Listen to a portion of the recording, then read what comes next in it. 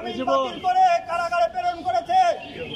তারই ধারাবাহিকতায় রাজশাহী মহানগর স্বেচ্ছাসেবক দলের অন্তর্ভুক্ত 8টি থানার উদ্যোগে আজকের এই বিক্ষোভ মিছিল ও প্রতিবাদ সমাবেশের প্রধান অতিথি হিসেবে উপস্থিত আছেন বাংলাদেশ জাতীয়তাবাদী স্বেচ্ছাসেবক দল রাজশাহী মহানগর শাখার সংগ্রামী সদস্য সচিব আমার সহযোদ্ধা বড় ভাই আসাদুজ্জামান জনি। প্রধান বক্তা হিসেবে উপস্থিত আছেন বাংলাদেশ জাতীয়তাবাদী স্বেচ্ছাসেবক দল রাজশাহী মহানগর শাখার সিনিয়র যুগ্ম আহ্বায়ক রাসেল ভাই। এছাড়া আমাদের মাঝে উপস্থিত আছেন চন্দ্রিমা থানা স্বেচ্ছাসেবক দলের আহ্বায়ক এরশাদ, রাজপাড়া থানা স্বেচ্ছাসেবক দলের সদস্য সচিব জীবন। আমরা সকলেই দেখেছি সাইদ আলীকে অন্যায়ভাবে কিছুদিন আগে শাহ মখদুম থানার একটি মিথ্যা মামলায়, হত্যা মামলায় তাকে জড়ানো হয়। সাইদ ভাই আইনের প্রতি শ্রদ্ধা রেখে হাইকোর্টে জামিন নিয়ে আসে, আগাম জামিন। সেই জামিনের প্রেক্ষিতে লোয়ার কোর্টে যখন স্যারেন্ডার করে অন্যায়ভাবে তাকে গ্রেপ্তার করে কারাগারে প্রেরণ করা হয়। সাইদ ভাই আইনের প্রতি শ্রদ্ধা রেখে স্যারেন্ডার করেছিল, মেডিকেলে সেই সময় অবস্থান করেছে। ম্যাজিস্ট্রেটকে, জজকে দেখিয়েছি, তারপরে অন্যায়ভাবে তাকে কারাগারে প্রেরণ করা হয়েছে।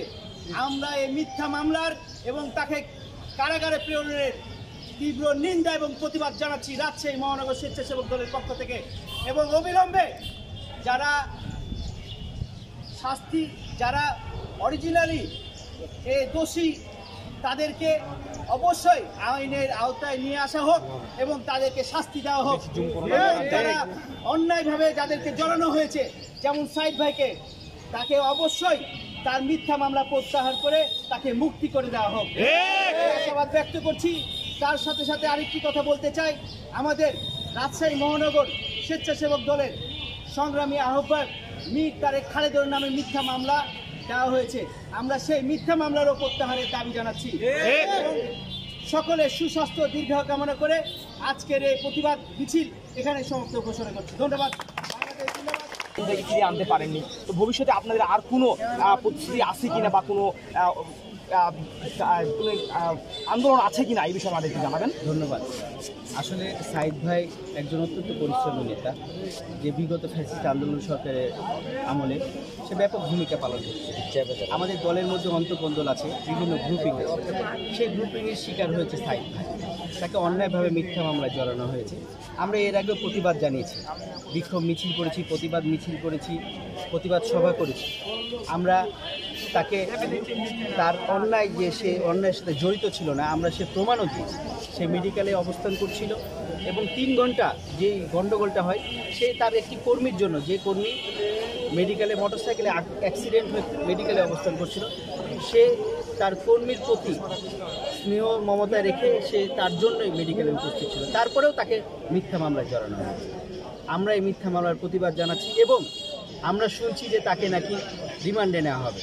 আমরা এর প্রতিবাদ জানাচ্ছি, তাকে যাতে রিমান্ডে না নেওয়া হয় এবং দৃষ্টান্তমূলক যারা অন্যায় করেছে তাদেরকে শাস্তির আওতায় আনা হোক এবং সাইদ ভাইকে মুক্তি করে দেওয়া হোক। এবং শুধু তাই নয়, তাকে যদি মুক্তি করে দেওয়া না হয়, স্বেচ্ছাসেবক দল সবসময় প্রস্তুত আছে তার জন্য প্রতিবাদ মিছিল, প্রতিবাদ সমাবেশ, মানববন্ধন, আরও যা যা করা দরকার হবে স্বেচ্ছাসেবক দল রাজশাহী মহানগর প্রস্তুত আছে।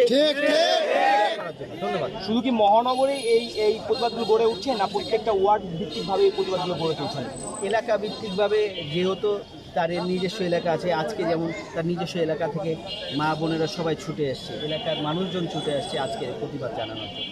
শুধু তাই নয়, থানা থানা পর্যায়েও সাইদের জন্য মিছিল করা হয়েছে। যে আমাদের সাংগঠনিক 8টি থানা আছে, ওয়ার্ড আছে, সেগুলো তো তার জন্য তাকে মুক্তির দাবিতে মিছিল করা হয়েছে। আগামী দিনও এগুলোতে আমাদের কর্মসূচি আছে, তারা মুক্তির দাবিতে মিছিল। আপনাদের সিনিয়র নেতারা কি বলছেন? কেন্দ্রীয় নেতারা, সিনিয়র নেতারা সবাই অবগত আছেন। তারা আমাদেরকে নির্দেশ দিয়েছেন প্রোগ্রাম করার জন্য, তারা আমাদেরকে সহযোগিতা করছে, তাদের নির্দেশে আমরা দলের